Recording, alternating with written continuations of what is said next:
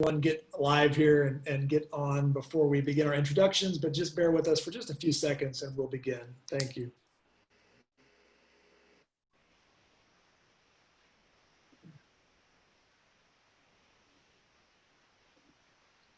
Hey everyone, this is Jeff Martin with Magic City Books. I'm so thrilled to have you back here for our ongoing virtual author series, which we've been doing since April, 2 to 3 times a week, which has been really a great way to stay connected to you, our customers and our readers, and meet a lot of new people that maybe have never been to Tulsa or never been to bookstores. So thank you for watching wherever you are, and really thrilled with the engagement level that we've had with all of you. We're going to be doing a lot of fun stuff and pretty compelling conversations into the fall. I would say we're probably not going to be doing any in-person events, if we're going to be real, until 2021, which is a little bit of a bummer, but we want to be real about that. We want to be safe and smart with what we're doing. But we're going to keep bringing you guys really interesting conversations with authors. So we have everything from a wonderful event coming up in October with Layla Lalami and Roxanne Gay. It's going to be a conversation you won't want to miss. We just booked that. Everything from that to a conversation with Matthew McConaughey. Now, if that's not a wide-ranging list of events, it's going to be quite a fall. So stay tuned. You can follow all of our events on magiccitybooks.com. I won't go through the full list here. Tonight, I'm so thrilled to have a conversation with Mychal Denzel Smith in a book that seems like it was written for the moment that we're living in, although, you know, books are written quite a bit before they're published and printed and everything else, but sometimes we have these kind of prescient minds in our world that are kind of tapped into what's going on. And so, especially for us here in Tulsa and everything that's been happening in our community and leading to 2021, which is going to be such an important year for our community as well. Stakes is high. We had an event a few years ago with Kiesi Lehman for his wonderful memoir, Heavy, which is just one of my favorite books of the past several years. Really powerful book. And I'm kind of ripping off a blurb that Kiesi said about Stakes is High, which says it's a book that kind of understands the pandemic before the pandemic actually happened, because it gets America's response. Mychal kind of understands America in a way that he was able to kind of presage the world we're living in at this very moment, this kind of weird 2020 space that we're in. So I think you're really going to enjoy this conversation, and thank you, Mychal, for writing the book. It's kind of a mirror for us to kind of see who we are and what we're doing right now. So we've had the great pleasure too of doing these conversations. I've gotten to interview a lot of wonderful people, but I'm always so thrilled to hand that off to another wonderful writer who can be in conversation. So tonight, our very special guest moderator is Kali Fajardo-Anstine, who has written an award-winning book that I would encourage all of you to get. We're going to be posting links. Sabrina and Corina, let's see, it won the American Book Award. It was a finalist for the National Book Award. I believe it was a finalist for the Story Prize. I mean, it's gotten a pretty amazing list of accomplishments, but more than that, it's just a killer book of stories that you will not soon forget. And I think, hopefully I'm not spoiling this, but I heard there's a novel on the way in 2021. So really excited about that. So Kali and Mychal will be in conversation. If you have questions during the chat, please put those into the Q&A, and we will get to those throughout the conversation. And I know you guys have tickets and you have a copy of Stakes is High, but if you'd like more copies for your friends, relatives, if you'd like to read it more than once, whatever the reason is, we will be posting links here, and we'll also have Kali's book here as well, so you can get a copy of Sabrina and Corina. So without any further ado, I'm going to turn it over to Kali and say thank you to both of you for joining us. Really appreciate you giving us the time. Thank you so much, Jeff. Hi, Mychal. It's good to see you virtually like this. Yes, I'm so excited. I have so much to ask you tonight. When I was like going through the book, I was like furiously reading the way that I used to read when I was a teenager, and you feel like you've found like a secret treasure trove of information. And I actually was like printing off quotes from you, and I ran out of ink. Like I was like pulling so much, and I was like, wow. So to begin, I mean, the book is a triumph. I mean, it's glorious in how much you're able to pull in from the current moment, from history, and you have all these wide-ranging topics that do fit together because they're part of the American story.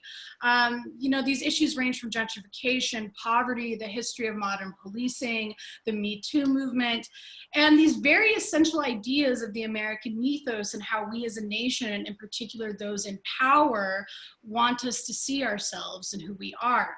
So my first question for you, I just want to get right into it. What was the process of putting this book together, and what is the story of America that you are trying to tell with Stakes is High? Yeah, thank you, first of all, to Jeff and Magic City Books and you, Kali, for participating in this, and everyone who is watching us and tuning in and who has bought the book already. It's fantastic. So the book came together. This wasn't the book that I intended to write after my first one. You know, I published Invisible Man, Got the Whole World Watching this summer of 2016. And was very happy with it. And, you know, I had sort of achieved my goal. I'd published a book, and that was basically all that I wanted from my life. And then I turned 30 that year, and I turned 30 2 days before the election of 2016.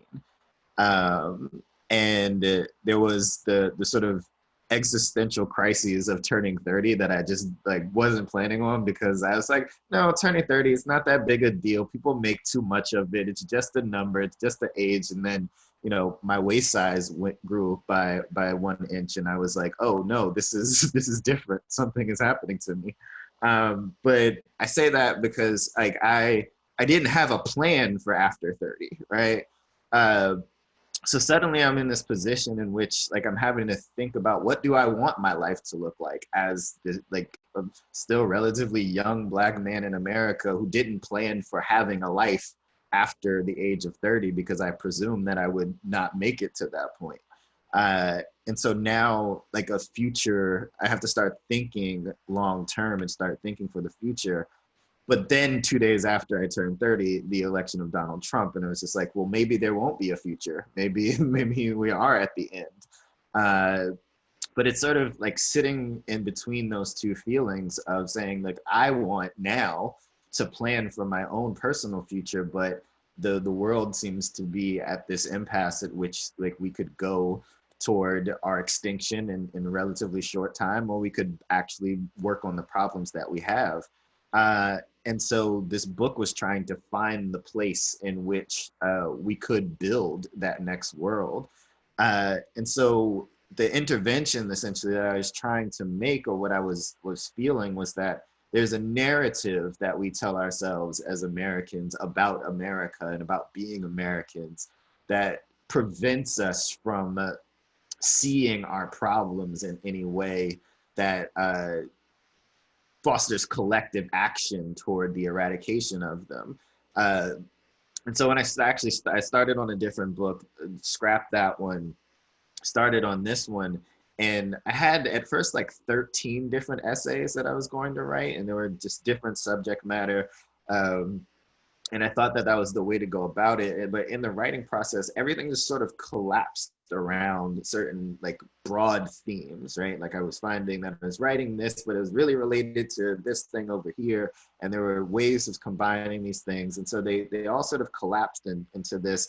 And I think also at the same time, I was thinking about, and which is so present in the book, about New York City, where I live, and had come to with all of this idealism, with the idea, like, you know, I was going to be like all the millions of people that come to New York and just be, I'm going to find my community, I'm going to find my success, I'm going to find everything that I'm looking for.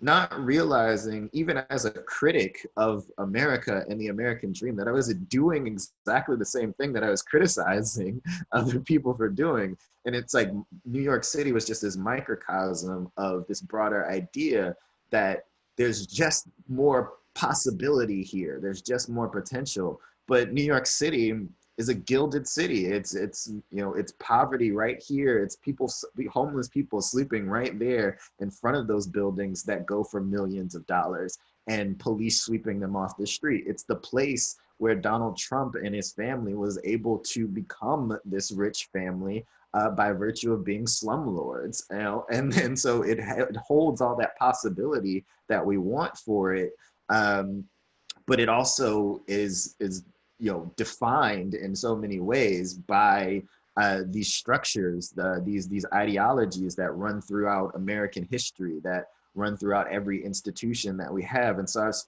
trying to find a way to own my own place in that story, to say, look, even those of us who spend our time looking at American history, looking at the American present, and trying to critique it into its best form, are subject to it, right? And not just subject to it, but get swept up in the idealism of it.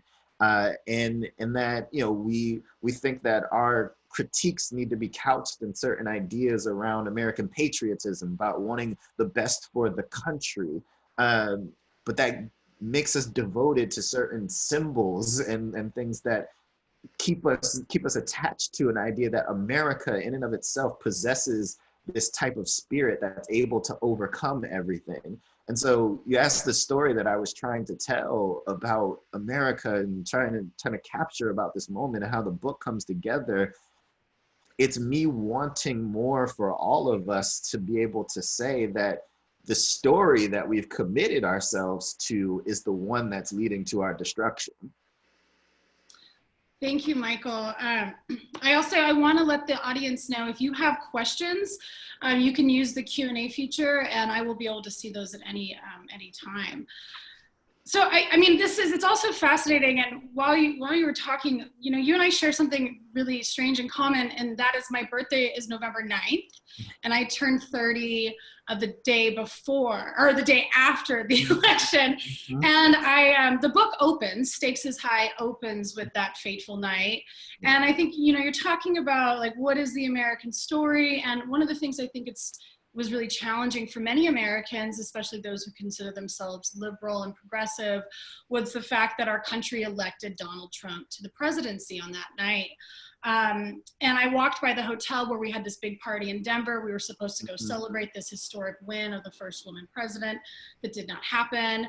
Can you talk about that night and that significance, and why you chose to open the book with this night?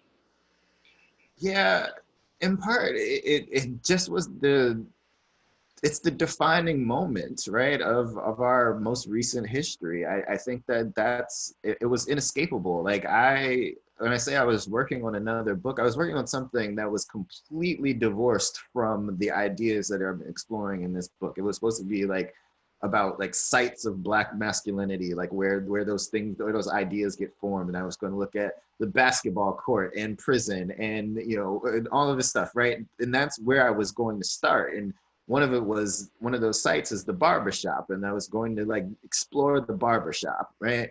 And everything therein. And when I started writing that book, the first sentence was about election day, because I was in the barbershop on election day, and it was about the conversation that was happening. And so I knew that I couldn't escape it. And that's what made me switch over to writing this book. And it's so pivotal because, like, I think the psyche of those people you're describing, people who feel themselves to be liberals, progressives, people that are on the right side of history, the psyche was broken, and that there was something that was unfathomable about this. And I can't say that I was completely immune, right? Like, I don't want to pretend that I was in a position in which I was just like, oh no, of course Donald Trump is going to win this. I wanted to believe that something else was possible. I was like, oh no, we had a first Black president, first woman president. That seems like natural progression.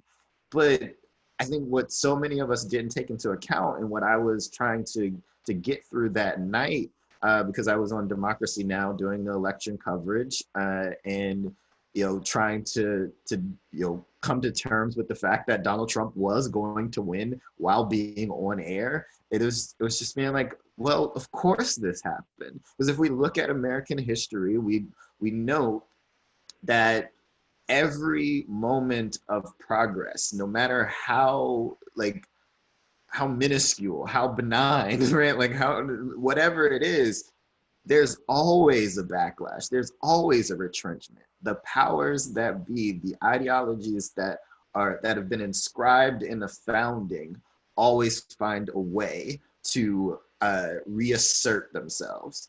And so, we went through 8 years of the first Black president, and there's so many things we can talk about with regards to that presidency, right? And I critiqued it the entire time that I lived through it, and I critiqued Obama as a public figure and public intellectual and political figure and all those things. For all the limitations of the first Black presidency, it did represent something that for many was a form of progress, was saying like there's new possibility available to people.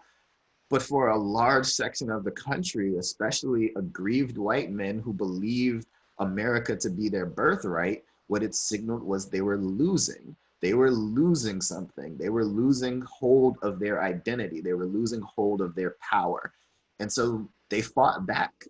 And, Donald Trump is that last gasp. It's that, it's the boxer that's just like, look, I'm on the ropes and I gotta try one last thing, and they throw that haymaker and just hope for the best. And sorry for everybody for the sports analogy, but it's just to say like, that's what it was. And they landed. They landed the punch. And we're all paying the price for it. And so it was, if I was going to examine America as it is, and who we say we are and who we say we want to be, and break down even that construction of who constitutes we, like I had to look at that moment. I had to look at that night and had to reckon with my own emotions around it and my own shortcomings around not being able to see it. Yeah. Yeah, and it's definitely, it's a night, the grief, it still ripples out until today. I mean, and it'll keep going. So you talked about sort of white men and this sort of like last reach for power, and which brings me to the section of the book, Justice. And in this section, you talk a lot about modern policing. And I think a lot of Americans right now are starting to learn the history of modern policing and how did we get this system and what does reform look like? What does abolishing the police look like? But I would love to hear you talk about like where is the history of this coming from? And I know like in the book you mentioned the London police. So could you talk about that, please? Yeah, the first modern police force in the world starts out in London, and what they're doing there is they're looking for a cheap alternative to the army to be able to suppress uprising in their colony of Ireland, right? Like Irish people are fighting for their independence. England doesn't want to let go of control. They are using up lots of resources with their army, and they're trying to figure out new ways of then suppressing those folks, controlling that population. So they adopt the idea of the modern police force, essentially, like where you essentially like when we say modern police force, because you can look and see like different forms of policing throughout history. You can look at medieval times in Europe and say, oh, the knights are police, essentially, right? Like they work on behalf of the monarchy, and they collect the taxes and they enact violence on people who do not live up to the laws that have been set forth by the monarchs and all of that stuff. But a modern police force, which is one that is kept, one that is publicly funded, one that is armed, one that is, part in patrolling neighborhoods, all of that starts in London, and that gets copied in the US post independence, and in the 1800s when they're looking for in northern cities ways of doing exactly what they were doing in England, which is to suppress labor uprising, essentially, right? You have workers that are saying like, these capitalist robber barons are taking my wages, or they're paying me low wages for the work that I'm doing, putting me in unsafe conditions. I don't like it. And then they're going to strike. And what do the capitalist robber barons do but like form police forces to be able to suppress those uprisings? And then those get those become part of municipalities. And then you also have to recognize the way in which policing as a format arises in the South, in southern cities and southern plantations as a means of catching runaway slaves, right? Like that's what their job is. So that's the history of like how we establish policing in the US. And I point to it often because I just want people to understand that it hasn't moved far from that, right? Like the job of the police in those days is to reinforce a second-class citizenship. It is to say who is valued, what is valued. It is to protect the property of the landowners, of capitalists, and it is to, and some of that property is people. Some of that property is enslaved people. And it is to reinforce racial hierarchies. And it does the same thing, and it, now, and it also polices gender identity, right? Like it police determine what counts as a crime. And when they respond to domestic violence calls in which it's so often a cis man beating on a cis woman, they take the side of the cis man who's been beating on the cis woman, in part because they're reinforcing the idea that this form of violence is legitimate and it is not something that the state needs to get involved with. It reinforces gender identity in that, so many trans women are policed, their bodies policed on the streets. Lots of trans women who are doing survival sex work, who are then arrested for doing that and then thrown into jail and misgendered. They're doing that work. They're always reinforcing the very ideas that are at the core of who America views as a citizen, who America views as legitimate and worthy of rights. So in understanding that, then, if we understand police that way, which I don't think we do in the popular imagination, so much of how we understand police is shaped by our, TV shows and our films in which police are heroes. Police are doing these daring, heroic acts and like swooping in and saving the day from all of the terrible bad guys that exist in the world, that are hell bent on our destruction. And we then, like, there's an American imagination that says that they are preventing us from all out chaos, right? But what police are being called in to do is just to reinforce and ensure that the inequalities that are baked into the system are maintained. And if we think of police that way, then the question becomes, what purpose would police serve in a just society? What purpose would police serve if we were in a position in which everyone's needs were met? No one was a social pariah on the basis of race, gender, sexual identity, class. Like, what would happen if there wasn't so much ownership of private property and there was more public ownership? What would happen if everyone had access to education and healthcare and clean water? I think about that so often, just the fact that there's people that don't have fucking clean water. It boggles my mind, but it's a result. It is being policed. It is saying, like, these are people that deserve this and these are people that don't. But in a just society, in a society that establishes those things as rights for everyone, what role would police serve? And I think it scares people right now to think of a world without police, because all that they can see, because what they've been socialized to believe, is that danger is always knocking on my door. Danger is always out there. Those people that are other are always out there. The people that are, as when he wasn't president yet, he said Mexico is sending criminals, it's sending rapists. People believe this, and they think that it's the police in whatever form they may take. In this instance, ICE. But the police are going to protect you. The people with guns that are armed with and the authority of the state to kill with impunity are going to protect you from this imagined other that is coming to hurt you. But if that's what you're afraid of, the solution is never going to be police, because all that the police can do is arrest those people and throw them in jail, or they can kill those people. Well, you have a society that's always going to be producing those people, right? Like you're always going to be producing those kinds of people. You're always going to be sowing those divisions, and always going to be putting people in situations of desperation that they need to act in ways that we've deemed criminal in order for their survival.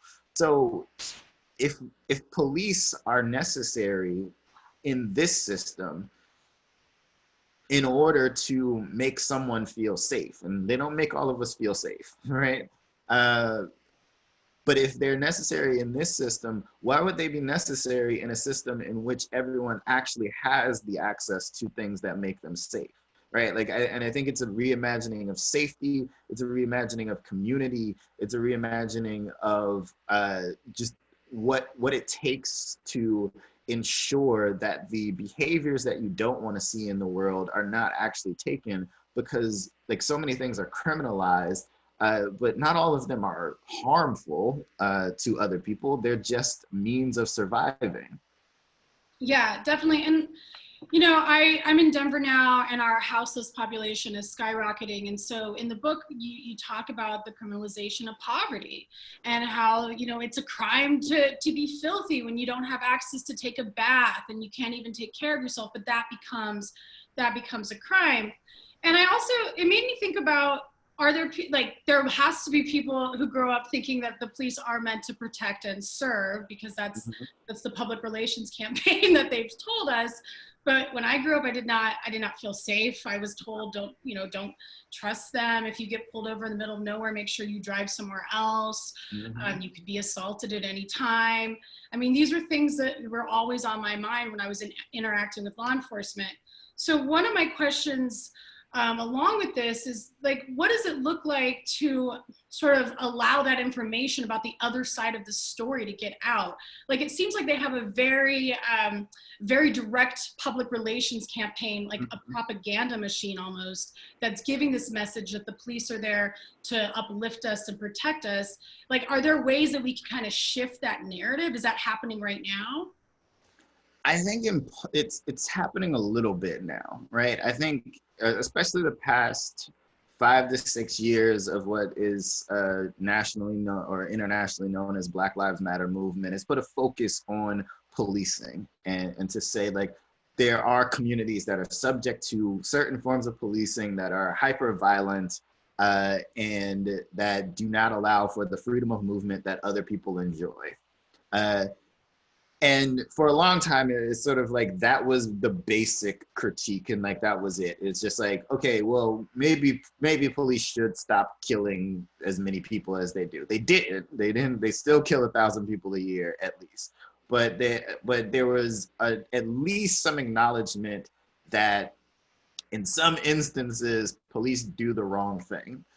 I think now, this past summer, in response to the killings of Breonna Taylor and George Floyd and Tony McDade, but especially George Floyd, because we saw that one, there was a more radical cry, right? It was defund the police. It was abolish the police. And I think that as a starting point for the activist side means that the conversation has to be different, right? Because if you're going to engage anyone, you have to deal with the fact that thousands of people in the street are saying this. I don't know that it's had an impact in terms of completely shifting that narrative for people to do that. But, you know, I've been thinking about this a lot, just in terms of, and I sort of write about this in the book, just like the idea of writing and its impact, and feeling through the course of writing a book, feeling like there's a futility to writing, especially in the face of such like grave violence, to say that, what am I doing if I'm just writing words? But there has to be a record of people who dissented. There has to be a record for those who come after us to say, because we see this all the time, right? Anytime that an injustice of the past is brought up in the present, there's a chorus of people who will just say, well, that's a person of their time, right? Like, they were acting in a way that most people did during that time. But there's always a record of people who believe that action to be wrong, who believe that idea to be wrong. And we have to leave that. We can't leave future generations without access to that, because without it, it leaves you in the position of feeling like you're alone, as if you're going, if you are the insane one for believing that these things are unjust. So even as that propaganda machine persists, and I think about it in terms of, just yesterday, the announcement of the historic settlement in the civil case of Breonna Taylor and her family in the city of Louisville. The monetary compensation is one thing, but they asked for a lot of police reforms and as a part of that package. And I think about that because part of it was that police are going to be encouraged, not required, but encouraged to live in the communities that they police. And also that they're going to be encouraged to do 2 hours of volunteer work every 2 weeks, right? And I think I think about that as one, just ridiculous on its face, right? It's like, I mean, you can tell the cops to live in the neighborhood that they're policing, but all this means is they're going to kill their neighbors now. Like, what is, like, this is not some solution. But also that's part of the campaign, to make you think that the police are friendly and that the police are trustworthy and the police are someone you should put your faith in. But they don't solve problems. They don't do the things that they've been asked to do by these different, by every municipality and nationwide. They just don't do it. They don't prevent crime from happening. Crime in and of itself is just a construction around behaviors that have been deemed undesirable by certain people, and those people have been the people in power, and those people have been largely white men with, like, they've deemed what's criminal, and so you send the police after the quote unquote criminals. That's their job. Like, that's all that they're going to ever do, and it doesn't matter how much volunteer work they do. They're always going to what their mission has been from the beginning. And so I think about that in relation to something I wrote about in the book with Shirley Chisholm, and how when she was a New York State Assembly, she presented a bill in response to police violence that was to say that all police that are going through training must complete a civil rights course, right? And they had to learn the history of the people that they were policing, and they had to learn about injustice. And I say in the book, I like to think that she knew that would mean that those people couldn't become police, because once you know exactly what the history of policing is, and you know, like, how violent and how repressive it is, I would like to think any person of conscience wouldn't suffer. You would like to think that. So I want to bring up Shirley Chisholm because I'm like ignorant, and I had not heard of her, and I was like, what is going on? Like, why was I not educated? And she just, I mean, now I like looked her up, and now I'm like, what is wrong with me? I need to go read 800 books. Can you talk about this political figure, or what she means to you? And also, you mentioned like this statue. And so it also made me think about, like, what if some of these racist statues were replaced with people that were meaningful to our groups and the people that we come from? Yeah, I would love to hear more about her.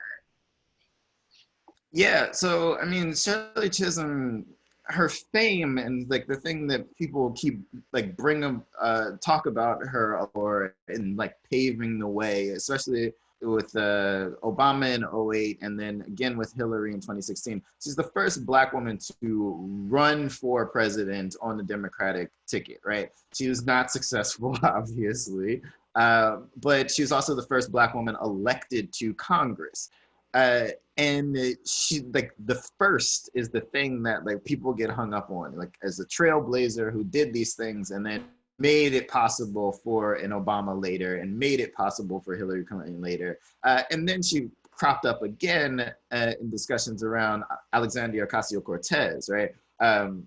in part because she was both from New York, but also both took on New York political establishment in their run and in their ability to be able to get elected to Congress. But she came to me in part. I mean, I'm wearing to what I was wearing on Democracy Now! Then that one was red. This one's a yellow one. But it has her campaign slogan on it from '72 when she ran for president. It was "Catalyst for Change," and she Black during that time because she ran an explicitly sort of anti-racist and feminist campaign, even though she was like, I'm not running a campaign for Black people. I'm not a campaign for women. I'm running for all of Americans. But her platform, the movement politics at the time.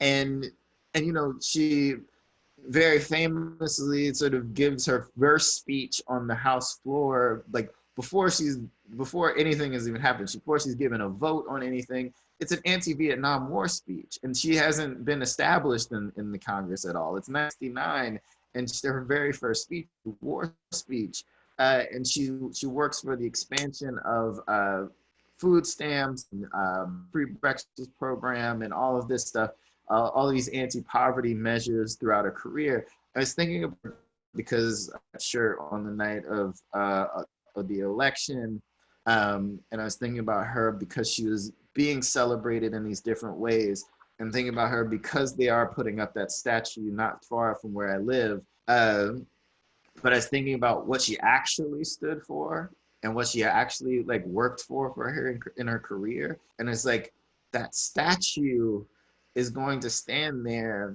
and the houseless folks that I see on the street right now are going to sleep underneath that statue of this woman who fought to end poverty. And I was just like, so where are we? What meaning are we trying to give to this statue if her very legacy is not something that people are willing to fight for, but she's being used in this way to bolster certain ideas around like, you can do it, everything is possible, like, you know, trailblazer, all of this stuff.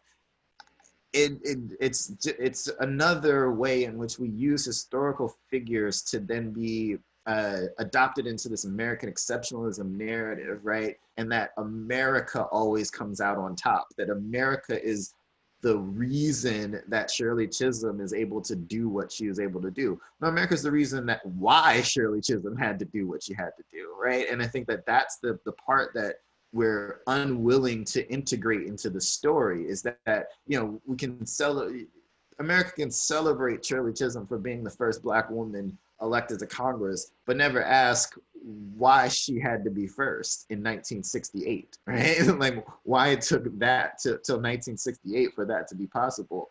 America can like celebrate Shirley Chisholm for being the first Black woman to run for president, but not ask itself why she was only able to get like 2% of the Democratic vote and not enough delegates to do any sort of wheeling and dealing on the convention floor. Like, what are the reasons why you reject the actual politics of this person, the actual mission of this person, even though you're trying to fold them into this American story, one that's about the idea that everyone has the potential to overcome all their obstacles without ever asking why those obstacles are there in the first place.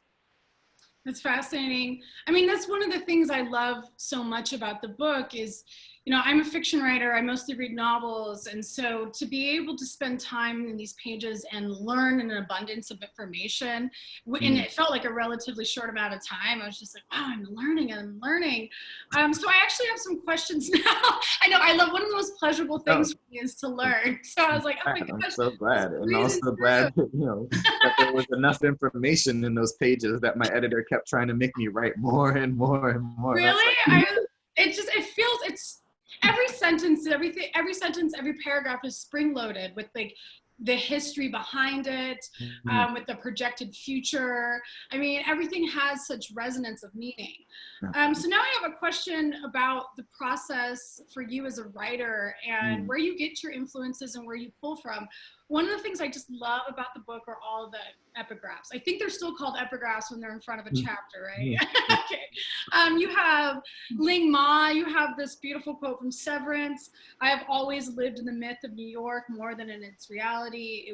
What enabled me to live there for so long, loving the idea of something more than the thing itself, which we've talked about, the myth of this place. You have this wonderful epigraph from Morgan Parker. I kept thinking the only city left is outer space. So I just want to know, what was the process like of finding these? When you're reading, are you just like keeping track of them in a notebook or something? Can you talk about the works that you were consulting while you were building this book? Yeah, I actually did like keep track of them in a notebook. There's like so many unused ones, and it was just you know, I don't know how much you find when in your writing process, like how much you're reading while you're doing all of the working, but like I was reading a lot, and like not everything was directly research, right? It was just being like, oh, I'm interested in reading this thing right now, and so that's what I'm reading. But there's like, and I don't know how this sounds to people, but it does feel like there's some sort of like cosmic intervention to say like, oh, I was supposed to be reading this right now because there is something in here that's meant to be used by me, that I'm supposed to be pulling from, that the ideas are forming in a way that becomes clear when I read this thing. And so, I was reading Severance, and it was like, that's exactly what I've been trying to say. Like, that captures it exactly. I was reading Beloved, and it was like, that's the thing. That's what I'm trying to do with this chapter, is to explore exactly that feeling, right? And so, yeah, it was just a matter of like things that I had already read and that I'd come back to, or would come back to me in ways that I didn't anticipate. But it was just like, yeah, I was reading Morgan's book, and that was very early in the process. And it was like, oh yeah, like what I'm trying to say here is that there is no escape, right? Like there's very little and it was also because it was in conversation with other things that I was dealing with. So I was writing that the forethought, that the introductory chapter, and I was thinking through A Tribe Called Quest, and I was thinking about the song Space Program, and then that Morgan Parker quote, like, it's like, oh, that fits perfectly with this idea here. And so it wasn't always purposeful. It wasn't like, oh, I need to read this book because it has information that will work for me. But it was like, I was like in the Strand one day looking through used books, as I just do because I love bookstores just immensely. This is the thing that I've been missing most during pandemic times, was like going to a bookstore. As soon as they opened up, that was the first place that I went. But it was like I was looking through the New York section in the Strand, and E.B. White's book about New York City was there. And it's a slim book, and I picked it up and I read it, and it was like, there's so much here. There's so much rich here. There was that Marx Brothers book about New York that I was just like, this is something that I need here. This is something that just, it captures the idea in that I either just want to build on or simply don't think needs to be improved upon. Like, I just think that's encapsulates exactly the thing. Or just, in terms of using them as epigraphs, when in those instances, it's to prime people. It's to say, like, look, these are the ways that you need to be thinking right now to absorb what I'm trying to do here, and to relate to it. And also, just I think is just citational practice to just be like, look, I'm not alone in this, right? And I think that it dispels the myth of the writer as this like total solo artist. No, we're in conversation with one another all the time, and like we learn in community. And I think that's important to note, is that knowledge isn't produced by a single person on their own. It is produced in conversation with each other, in community with each other. And so, yeah, I want to be able to show my work and show people like, this is how I'm here. These are the places you can explore and try with me. Yeah, I love that. And I especially love the idea of like showing the work, because I think often, especially in like white supremacy, a lot of it is about hiding the work and hiding the pathway to power. And you provide, by doing this, and you have so many references, you're just providing like an additional reading list. Like, go out here, educate yourself further. And, you know, you're really like laying out the framework, like this is how you can achieve sort of this breadth of information. Also, can you talk about the title, where the title from the book came from? I would love to hear about that.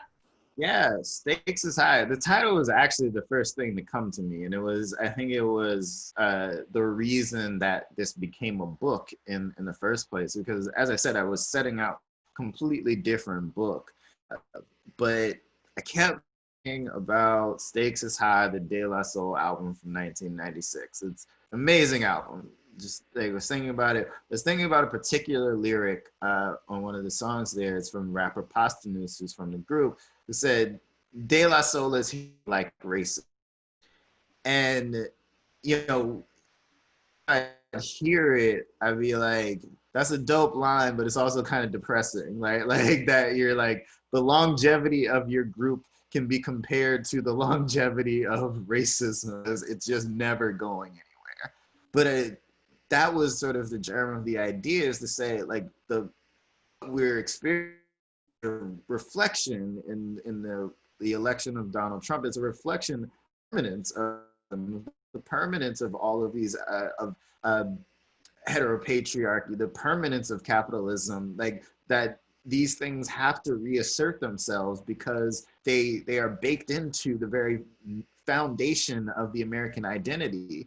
And so when I was thinking about that, I was thinking about, you know, just the very name of the album, The Stakes is High, and it being rooted in that Black vernacular, and saying like there's something also permanent about the status of Blackness within this country, the idea of Blackness being the marker by which everyone else measures success within this country. But just the phrase itself, stakes is high. Like, I don't know how much higher they get than what we're experiencing right now, just with the timeline that we have. I mean, if you can look right now at this country, just this country, right? Like, just narrow in this country.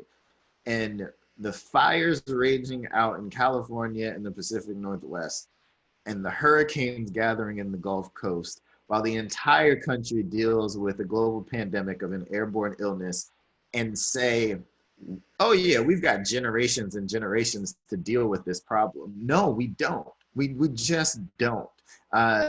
We're late to the game in dealing with climate disaster. And it's just like, look, it's not just that angry white men took that last punch and wanted to get power back. It's that the things that they want to do with that power will accelerate all of the problems that we are facing, and like our very existence, the sustainability of this planet to be able to, I just lost it. But there's the ability of this planet to sustain life, human life, right? Like we're up against that. We're up against a tight timeline in order to be able to deal with it. So stakes is high, and they don't get any higher than what they are now. Yeah, definitely. And I think of all the books I've been reading recently, your book really matches like the pitch of the energy right now, which is, yeah, we're on the edge of like, either we have to rebuild or maybe it's over pretty soon for all of us. So there's kind of, you do this a little bit, but you kind of veer off into this idea of an alternate timeline, which I think a lot of people are doing more and more, because I mean, we were doing it in the early days of the pandemic every single day. We'd be like, well, my calendar has this on it, but now we won't go anywhere. But this happens. And I mean, that is one of the things I just absolutely adore about the book, is this idea of myth making and story building. I mean, as a fiction writer, you had me there. I was like, yes, I love it. So what do you think the role is of the imagination and being able to provide us with a pathway out of this, pathway out of like all of this oppression and injustice? And like, what can we envision to be able to move forward? Do you have any thoughts on that?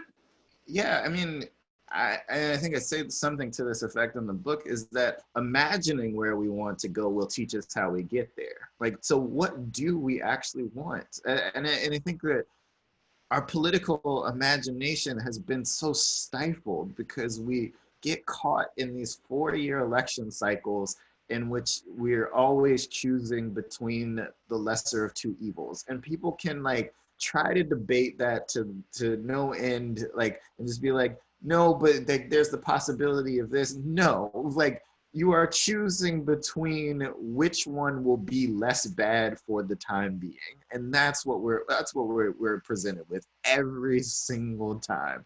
And if that's the best we can do, like, it's the best that we can do in believing that the American president is our savior, and that, like, whatever side you fall on, and like, it's that singular person, that singular figure that will rescue us. But it's the best that we can do is choosing from the Democratic Party or the Republican Party. Like, if these are the things that we believe from moment to moment are the best we can do, then we are doomed. If we can't think beyond that and just say out loud what it is we actually want. And I think this is the thing that frustrates me about especially like the Democratic Party, is that they say that those are the things that they want, right? Like the loftier goals, they say it's not possible.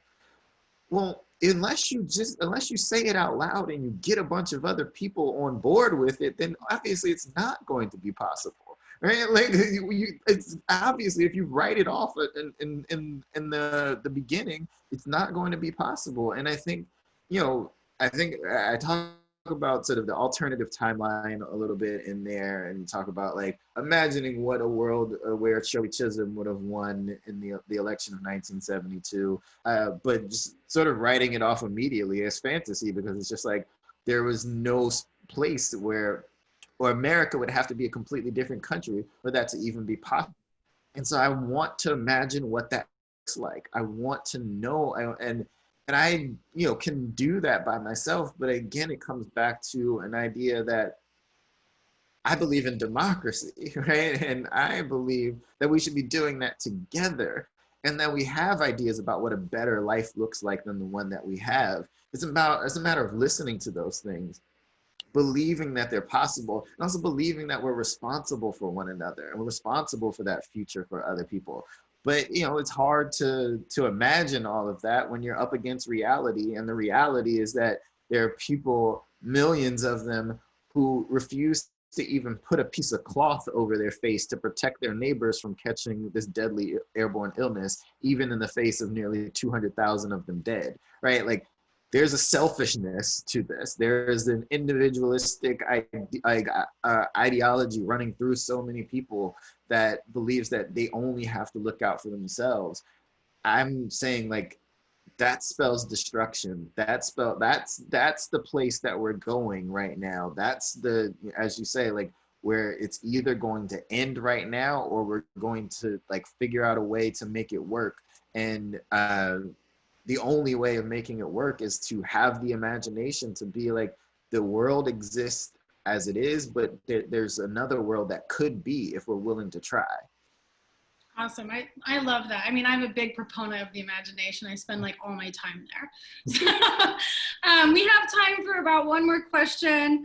And so I wanted to ask you, I mean, I didn't feel pessimistic or bummed out when I read your book. I just felt like, oh, this is cool. Like, I feel like I have community with this person. I agree with a lot of this, but I can see some people feeling dejected and a little pessimistic after reading this. What feelings do you want to stir in people? What do you want your readers to take from this book? If that's the feeling, like, sit with it. Right? Like, I want whatever feeling that you have as a response to this to be your feelings. I'm not going to police your feelings about it, but I want people to sit with it. And if it depresses you, if it makes you feel hopeless, start asking, why does it make you feel hopeless? What is lacking here that makes you feel like there's just no hope for these things to come to pass? And those are the places that I think those are the places where then you need to act, right? Like, if you believe that there's something wrong here, whatever issue it is, whatever community-based thing it is, whatever it is, if there's a thought in here that makes you go, well, that's just impossible, that's the place to start. That's the place to be like, I need to talk to other people about this, and I need to get in community with other people to be able to fix this thing, because that's exactly where we end up all the time, is just being like, well, the issue's too big for me. Obviously it's too big for one person. All of these things are too big for one person to tackle. I want people to sit with whatever feeling that this work produces in them and say, okay, so why do I feel that way? How can I find other people who are feeling the way that I'm feeling? And how can we then be in community with one another so that we don't feel that way anymore? I love that. Well, thank you so much, Mychal Denzel Smith. The book is Stakes is High. It's out now. I think you all have a copy, but you should encourage everyone else you know to get a copy. And thank you, Magic City Books. Thank you again, Michael. It was such a pleasure. Thank you, Kali. Thank you so much. Everyone buy Sabrina and Corina and the new novel when it comes out in 2021. Awesome. All right. Good night, everybody. Okay.